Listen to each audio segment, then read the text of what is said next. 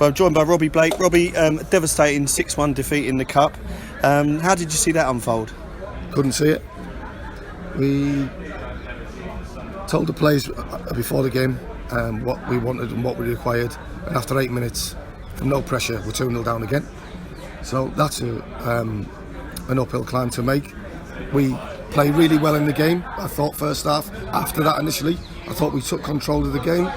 Petter didn't really make a save. We played really good football at times without majorly threatening them. We got in some really good areas.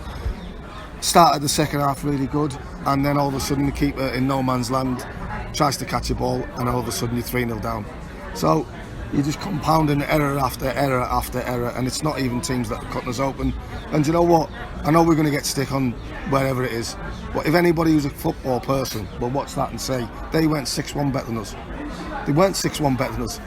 Yeah, we'd controlled a lot of that game, and all of a sudden you make the errors that we're making that you wouldn't see in a playground. And unfortunately, I told the players that inevitably it's a conveyor belt where you've had your opportunities to be a boggling player, and now you need to go. I've told them. So I don't know whether Jack. Obviously, Jack didn't say much on that because obviously I was talking at the time at the end of the game. And they've had too many chances now. They've had too many times now, and it's basic, fundamental defending that is costing us. I mean, the lad crosses the ball. We've got 3v1 in the box plus a keeper, and he scores from 4 yards out.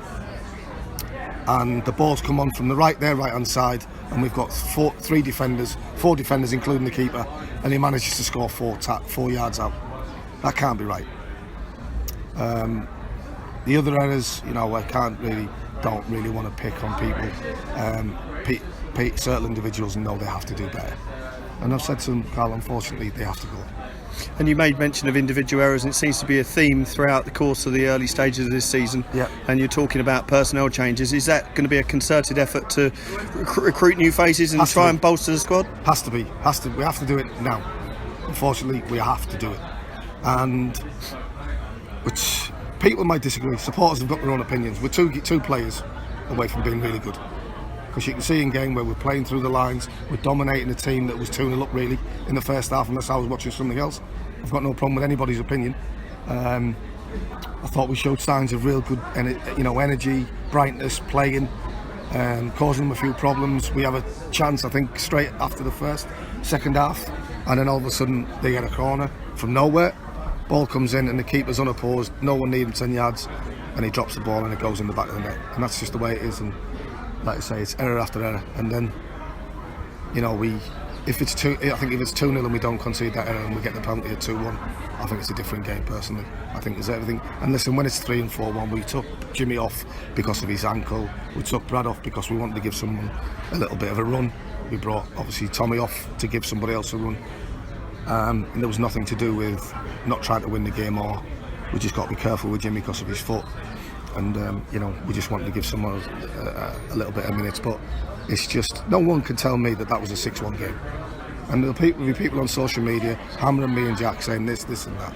And in reality, don't care who's in here. Your formations are not costing us them goals. Anybody who knows football, the formations are not costing us goals. There's only one thing that's costing us goals, and that's the personnel. Because in terms of possession, certainly large chunks of the second half, there was only one team with the ball. Is that what you're sort of referring to? That's what I'm saying. That doesn't mean to say because you're having more the ball and more possession, you're going to win games or you're dominating games. We actually had a couple of chances in the second half, just due to a couple of bad decisions.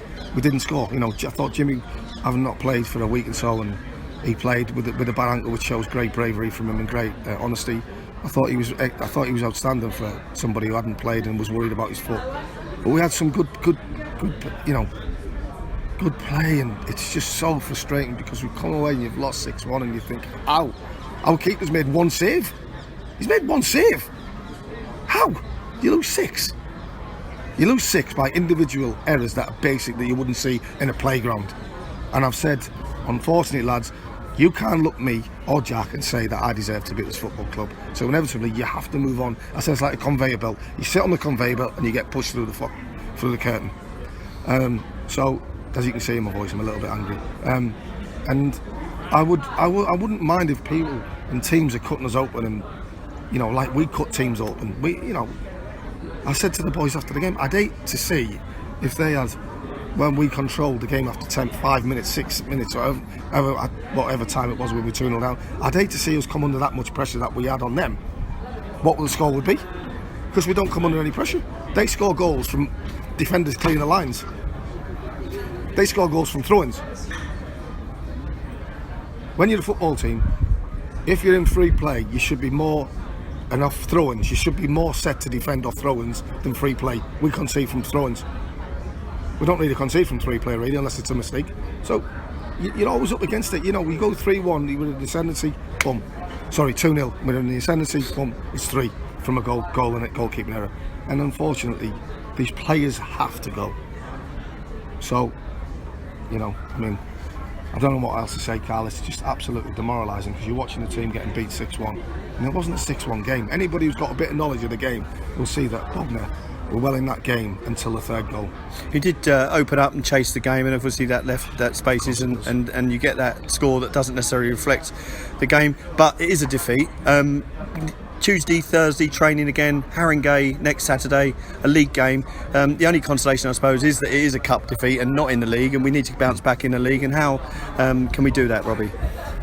By showing character, by bringing a couple of players in, and we'll be trying our damnedest to bring players in. I'll assure you, because I understand the punters' frustration, but I've had enough now as well. I'm sick of watching it. So inevitably has to, players have to come in, or possibly I have to leave. Because we've got to be given the tools. If we get the tools, I think I'll do a good job. But unfortunately, the players out there are not doing that for us. And I've always only honest said, the day I can't do anything for this football club is the day I'll walk away. I've got no problem with that. I'll always be honest, and I'll always say it. But unfortunately, the goals that we're conceding, the performances, is not due to being lack of non-coaching, lack of not knowing your jobs.